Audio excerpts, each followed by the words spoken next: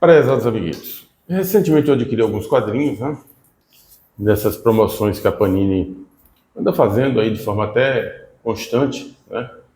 De vez em quando tem umas promoções boas aí, 30 até 40% de desconto, e aí fica economicamente viável você adquirir determinadas obras, principalmente obras grandes, com encadernados, né, ônibus, fica mais razoável você adquirir nessas promoções. Eles têm feito isso de forma sistemática, acho que pelo menos umas 3 vezes por ano isso está acontecendo. Vai ficar de olho, né? E se pintar a oportunidade, você aproveita, né? Esse aqui foi um caso, cara. Eu sempre quis esse material, embora quando lançou eu tinha o dinheiro, podia ter comprado, né? Mesmo no preço cheio, mas me afastou muito a questão da colorização, que eu vou falar um pouco mais agora que eu vou, entre aspas, resenhar esse material, né? Dar minhas opiniões, o que eu achei e tal. Thor, o poderoso Thor para o Walter Simonson.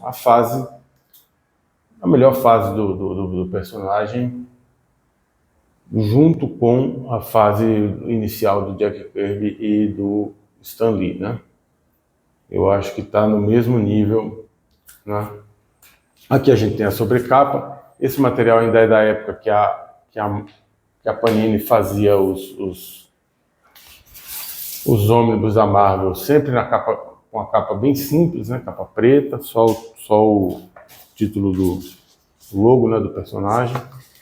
Aqui ele coloca por Walter Simonson, mas aqui na lombada ele coloca o Walter Simonson e Sal Buscema, fazendo justiça, né? Porque realmente a contribuição do Sal Buscema nesse período, nessa fase do Thor, roteiro sempre do Walter Simonson, mas nesse período o Sal Buscema estava junto, apoiando, né, a parte de desenho. O Walter Simonson faz a maioria, mas o Sal Buscema faz pontos importantes, né?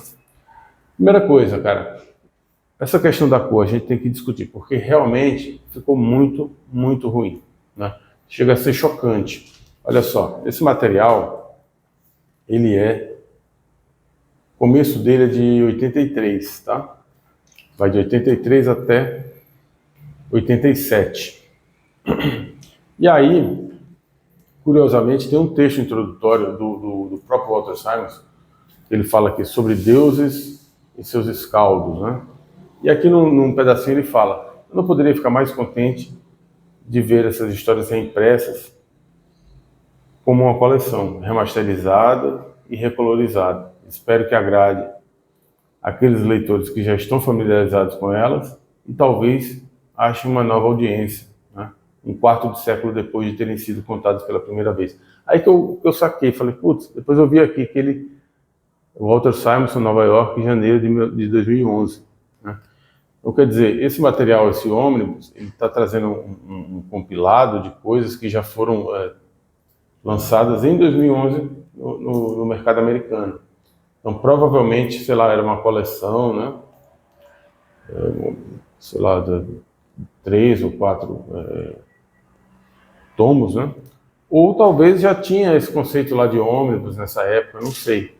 Mas isso pra gente, nós estamos em 2024, acho que foi em 2023 que lançaram esse material. 22 ou 23, quer dizer, quase 10 anos depois, mais de 10 anos depois, né?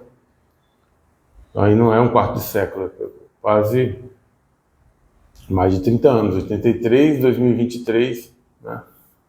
Seria 40 anos, né? Então é um bom tempo. Aí o que aconteceu? Eles meteram uma colorização desse tal de... Como é que é o nome dele? Vamos ver aqui.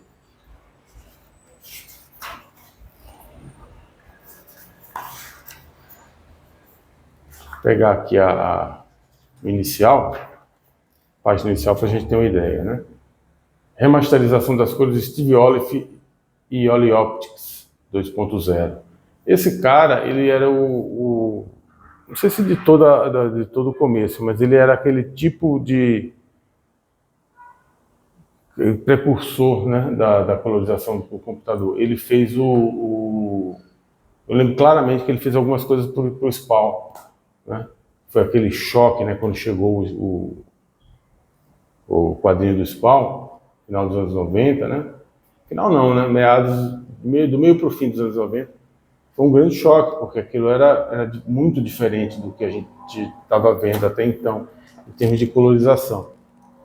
Eu, na época, até achei interessante, mas rapidamente eu perdi o interesse, cara. Eu achava que ficava muito artificial, não sei, eu não gostava. E tirava do desenhista características, né, próprias do desenho, quer dizer, a achura, traços, pequenos detalhes, né.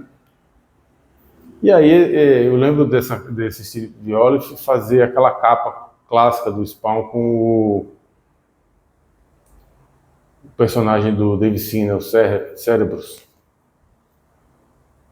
que ele tá dizendo assim, cor e tal, ele tá meio incomodado. E ele sempre tem essa cor meio lavada, meio esverdeada, cara. Sabe, esse meio verde musgo, que tinha também no Spawn, né?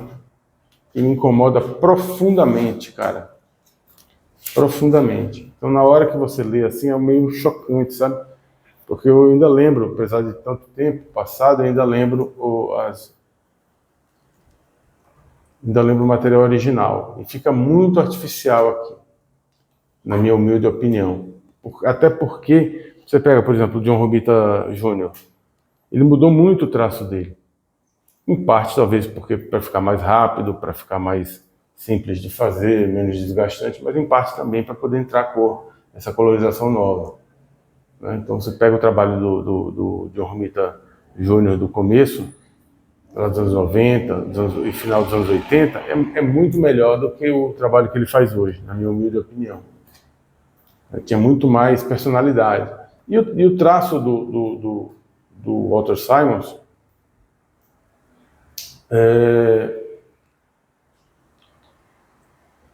ele é um traço meio rascunhado, sabe? Parece até uma grosseria que eu vou falar agora, mas não é. Na verdade, é um elogio ao roteiro dele. O roteiro dele é tão grandioso, olha só essas cores verdeadas. Cara, me irrita tanto isso. Putz, eu lembro disso aqui, cara, quando ele grita pai. Eu lembro de ter comprado na banca, né? E ficar empolgado, querendo saber a história depois, posterior, né? Mas o que eu estava falando, num certo sentido, o traço mais rascunhado do Walter Simons se perde aqui com essas cores, e ao mesmo tempo, para a grandiosidade dessa história, é uma epopeia realmente, é um poema visual, né? Ele fala de mitologia, ele fala de herói, de heroísmo, de nobreza, né? De virtudes. E, de certa maneira, se você pegar assim, você fala, poxa, o traço não está à altura do texto. O texto não quer dizer que o traço dele seja ruim, pelo contrário, ele tem um traço muito bonito, ele desenha muito bem. Mas a história que ele está se propondo a contar aqui é uma história muito grandiosa, sobretudo quando chega nesses pedaços aqui da batalha contra o Surtur, né, que é um negócio grande, ele precisa fazer cenas gigantescas de personagens, de batalhas, como é que se diz, de exércitos, né, se preparando, né? Aí você vê que fica um pouco, deixa eu pegar uma cena aqui, isso aqui, ó. Você vê que fica deixa um pouco a desejar, cara. Poderia ser mais grandiloquente, né? Poderia ser ainda mais bonito. Talvez com um desenhista específico, né? E também com tempo. Isso aqui a gente está imaginando, você pega assim um homem e você fala, pô, mas o cara pensou tudo isso assim de uma vez. Não. Foram 83 até 87. Então foram 4 anos aí, quase 4 anos, né? Onde ele realmente teve prazo apertado para entregar. Ele tinha que correr para entregar o material, né? Não era uma coisa que todo mês tinha que estar a revistinha lá na banca. Então é diferente de você pegar, por exemplo, o Watchman, sei lá, V de Vingança, você pega os grandes desenhistas, somente ingleses, né, mas também americanos e europeus de modo geral, onde o cara tem um prazo bastante razoável para ele produzir. E aí ele produz com uma certa calma, ele produz com um certo apuro. É diferente do cara mandando todo mês, tendo que produzir uma revista, né, uma história. Mas ele faz isso brilhantemente, tá? É como eu falei, cara, eu realmente não gosto dessas cores. Eu acho que o traço dele na época não foi pensado para essas cores, então fica um negócio meio super artificial em alguns momentos, né?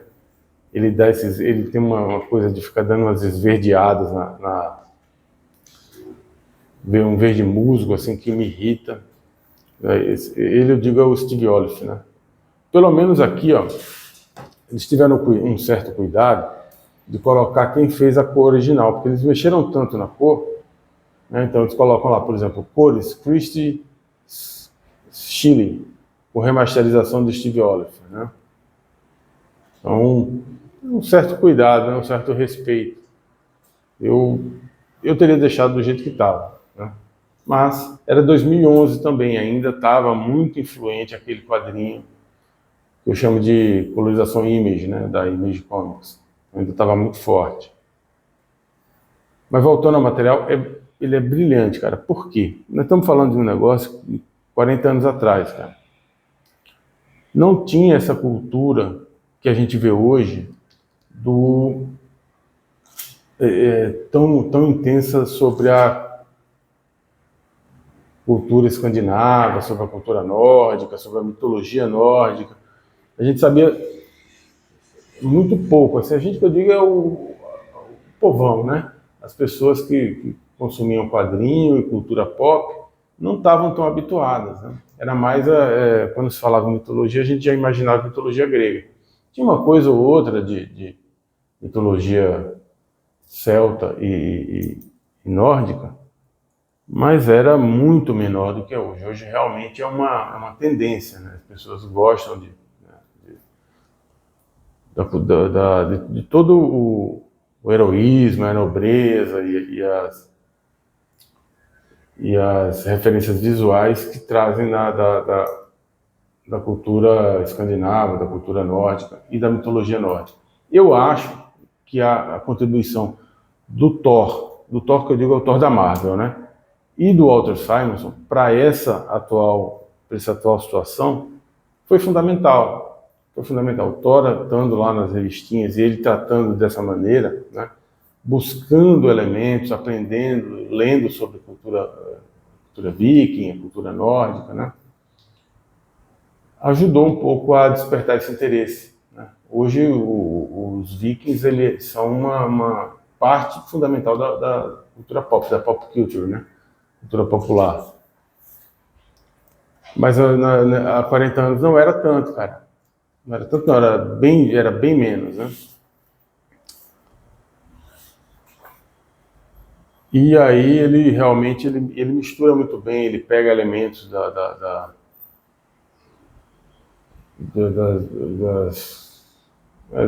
mitologia, né, das histórias e tal, e traz para uma realidade Marvel, né? Diferente de hoje, que você tem acesso à internet e tal, você meio que consegue verificar, né, o que é adaptado, o que não é. Na época você não tinha, a referência que você tinha era isso aqui mesmo, era esse material, era muito pouco. Eu lembro a primeira vez que eu vi o Thor representado no cinema, foi na Morte do Incrível Hulk, né? Porque teve o seriado do Incrível Hulk, foi nos anos 70, mas o Bill Bixby, que era o ator que fazia o David Banner, ele gostava tanto do personagem, gostava da Marvel, que depois ele fez vários filmes, né, para televisão, aproveitando o sucesso, porque a série realmente continuava passando, mesmo depois de ter sido encerrada, ainda passava as reprises, né, no mundo todo. E aí ele fez o Julgamento do Incrível Hulk, que é a primeira vez que aparece o Stan Lee, depois fica uma coisa recorrente, né? Você queria ver o Stan Lee nos filmes da Marvel. Mas a primeira vez que ele aparece no filme da Marvel é no Julgamento do Incrível Hulk. Ele é um dos jurados tá lá sentado. Tá. Depois teve o julgamento, que é onde aparece o Demolidor. O Demolidor é um advogado, né? E o Thor, se eu não me engano, desculpa, é onde aparece o Demolidor.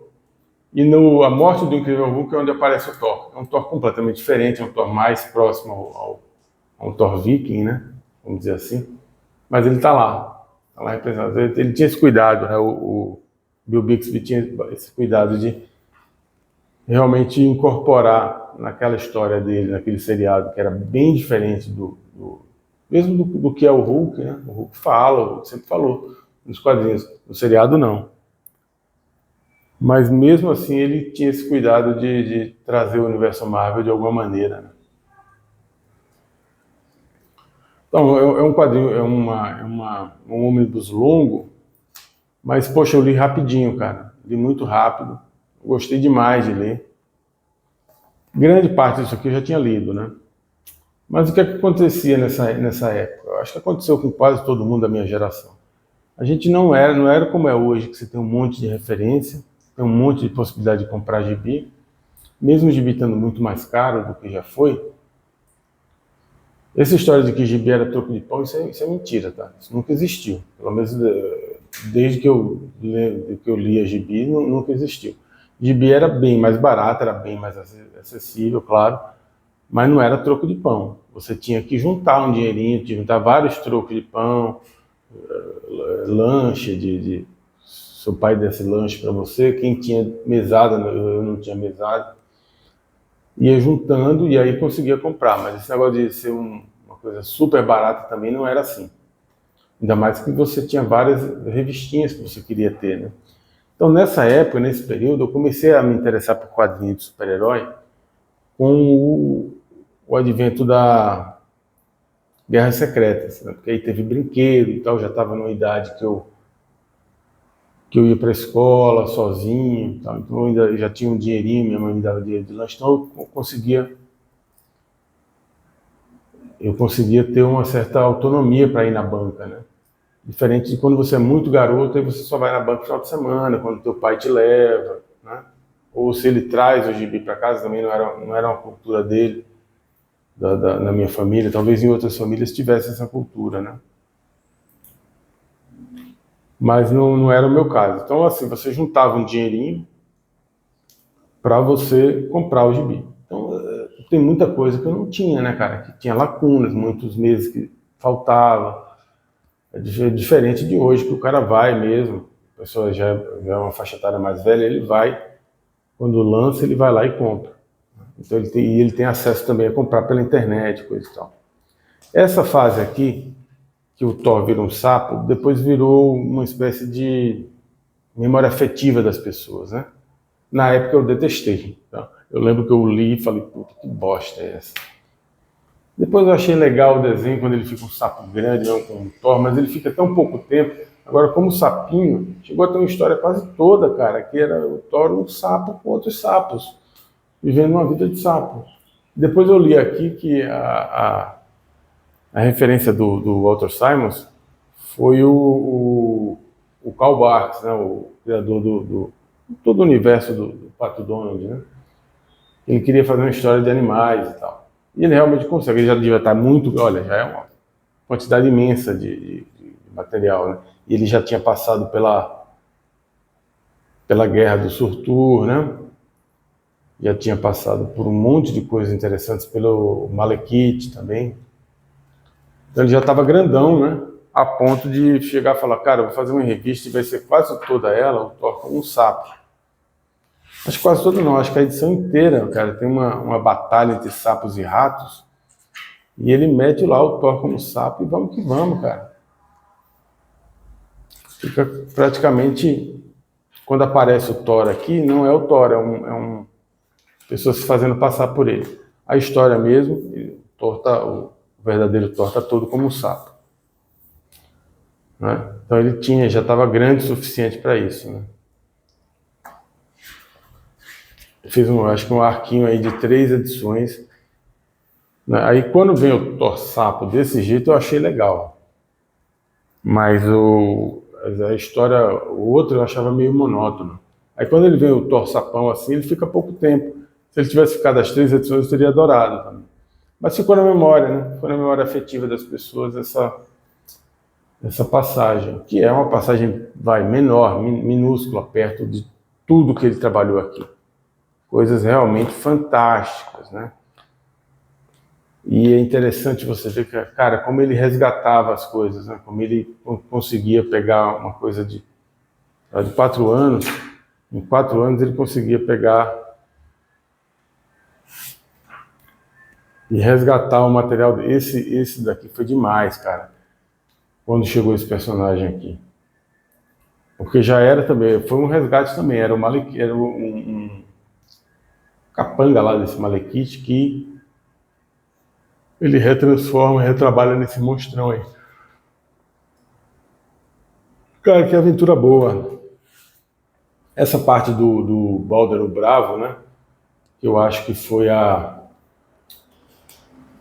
Outra coisa que eu achei chatíssimo, cara, é o seguinte. Aqui são as capas.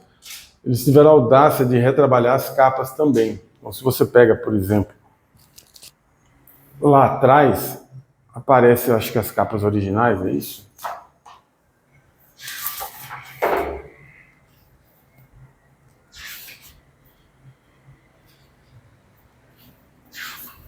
Aqui, ó. Aqui aparecem as capas originais, né? Eu gosto quando esses ônibus e quando a saga também, quando eles colocam entre uma edição e outra, eles colocam a capa original. Com toda a capa mesmo, né? Com a código de barra, essa partezinha aqui em cima, com os dizeres, né? Aqui eles não fizeram isso, eles optaram só pelo pegar o desenho original. E aí você se perde um pouco, né, cara? É legal você ter aqui para você saber mais ou menos onde você está se situando no tempo histórico, né? Tá vendo? Eles tiraram isso, deram uma retrabalhada, ficou... Eu não gostei. Isso aqui foi muito impactante também. Morte de Balder o Bravo. Quando eu falo impacto, era assim, você via o que aconteceu, e às vezes você tinha, nesse caso, por exemplo, eu não tive a história seguinte, para saber o que é que os desdobramentos. Nem sempre você tem. Acho que nesse caso eu tive, tá? Mas nem sempre você tinha, porque era um mix. Aquelas historinhas do Thor saiu, acho, primeiro em Heróis da TV, depois em Super Aventuras Marvel. Então tinha muito mix, né? Teve um período, esse período do Walter Simonson, ele foi muito publicado, porque era muito bom, e aí ele tomava conta do mix, né? Isso foi fascinante, cara, como ele conseguia trabalhar o Thor mitológico, porque aqui é basicamente um Thor mitológico, tá? O Thor que vai para mitológico dentro do conceito de mitologia Marvel, tá? Mas ele fica muito... Por isso, esse é que era saboroso. Eu estava mais acostumado a ver o Thor como um vingador, como um cara muito na Terra, lutando contra os super-vilões Marvel. Aqui ele cria outros super-vilões, mas também com essa temática mitológica.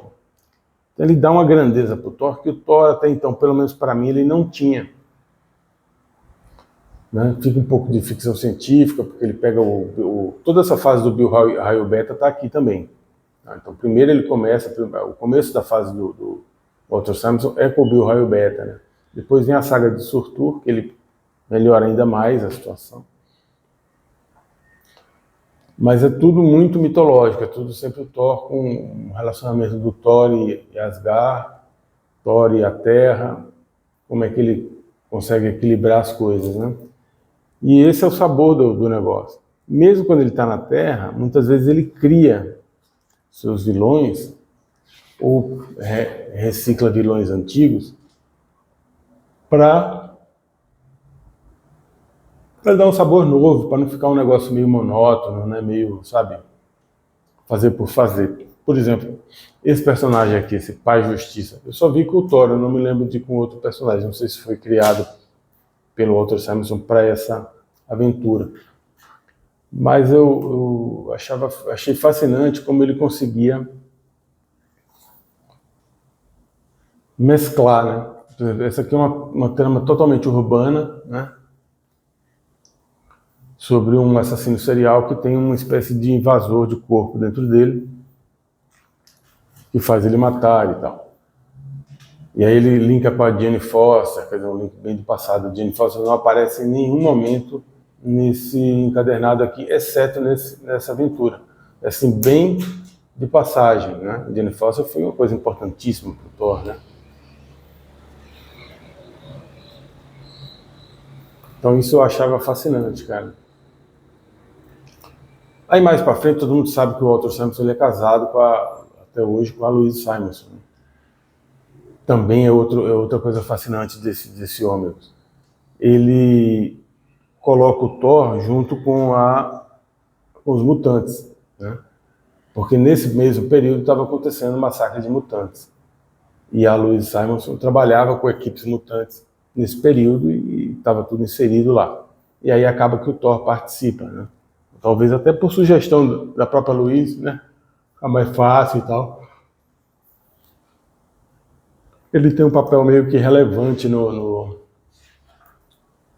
massacre de mutantes, né? Olha só. Essa parte aqui a gente teve republicado recentemente, né? Tanto na saga acho que é na saga do X-Men, né? Teve também o TPB e tal, mas a mais recente agora é na saga. Então, assim, lógico, essa parte eu nem li, porque eu já tinha lido recentemente, mas é uma coisa importante, né? Que ele, de alguma maneira, ele contribui no Massacre de Mutantes, e lá também ele tem a informação, né? Quando eu digo lá, assim, a gente pegou aqui como parte do material do X-Men. Mas lá nos Estados Unidos foi publicado na revista do Thor mesmo, tá? Os X-Men participavam, tal, o X-Factor, mas foi publicado na revista do Thor, ele não saiu da revista para participar do massacre. E aqui aparece ela, né, dando mais uma reviravolta no Omnibus. Esse Omnibus ele é bom por isso, ele tem muitas reviravoltas. Você tem toda uma história interessantíssima, que é essa do Bill Raio Beta. Depois você tem a saga de Surtur, né, a evasão e tal de Asgard. Depois você tem toda essa fase do Thor lutando tentando resgatar as almas do inferno, né, e depois as consequências disso, né, que ele se debilita, fica com o corpo frágil e pega uma nova armadura. No final, a gente vai ver essa armadura, né?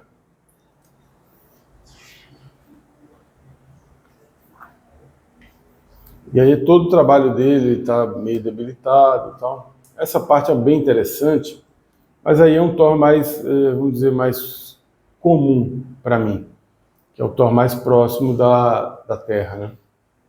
Embora ainda tenha muitos elementos nórdicos, né? Vikings e coisa e tal,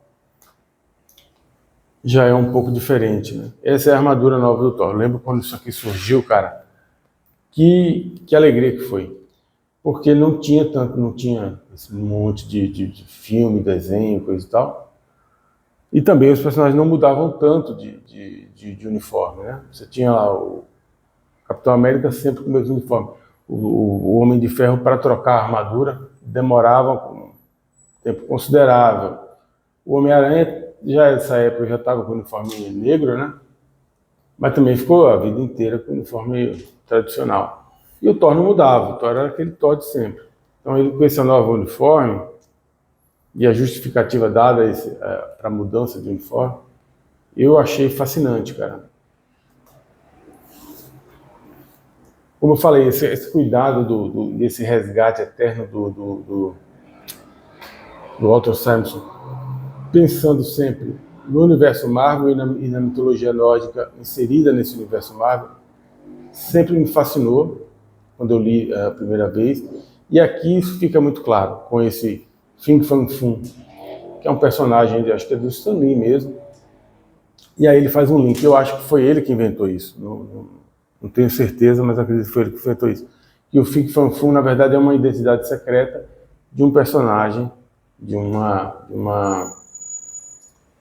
monstro da mitologia nórdica, né? Eu vou pular essa parte aqui para também não ficar dando spoiler, né? Desnecessário. Mas eu achei tão legal ele ter feito esse vínculo, né? Achei tão fascinante. É isso, gente. É um negócio que... A única coisa que eu não gostei... Ah, tem um negócio meio chatinho aqui também, que é o seguinte. No final dessa aventura, a Marvel já estava começando, nesses períodos, né, a fazer sagas maiores envolvendo um número considerável de heróis. O próprio Massacre de Mutantes acho que começou isso, foi o precursor disso. Mas aí tem um momento aqui que é tem um evento que é é Mephisto contra os heróis Marvel, né? E aí eles não publicam isso, porque não é o foco aqui. O foco é só o material que saiu na revista do Thor, né? Esse outro é um especial e tal. Então, poderia, né? Ficou aquele saborzinho, falou, puta, eu queria ter lido esse pedaço. Mas infelizmente não teve. E aí é um pedaço que entra o Mephisto e a Hela, a deusa da morte da mitologia nórdica, que eles têm um certo confronto, né?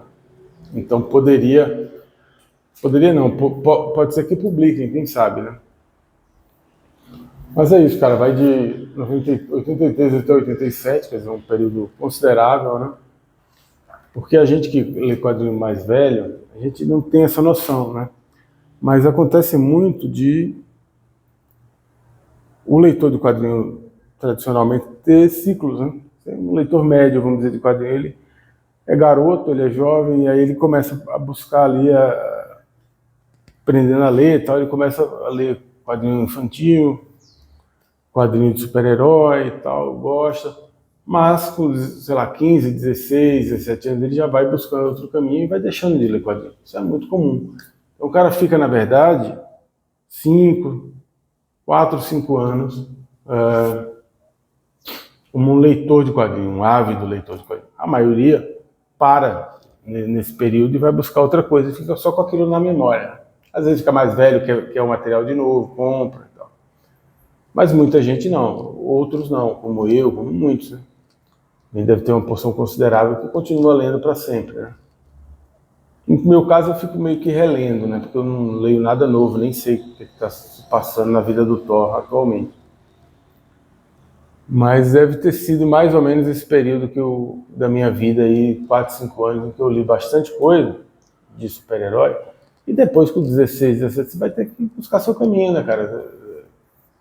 Já pensando no vestibular, já pensando em estágio, tal, você acaba meio que parando, né, por força das circunstâncias, pela própria curso da vida, você acaba parando. Então é um período glorioso do Thor. Eu não saberia dizer se ele teve outros momentos tão bons quanto esse, mas que me traz uma memória afetiva muito grande, né, por todo esse material. Só essa fase do Bill Raio Beta, cara, pô, já é tão, para mim é tão marcante, né? Esse daqui, ó. Esse da época do Malekith eu dei uma brochada, eu não gostava muito não. Eu gostava mais disso aqui, ó. Cadê? Quando o Bill Raio Beta encontra o poderoso Odin, todo poderoso Odin, cara, que impacto, cara. Ele fala assim, né? Ele joga o martelo, né?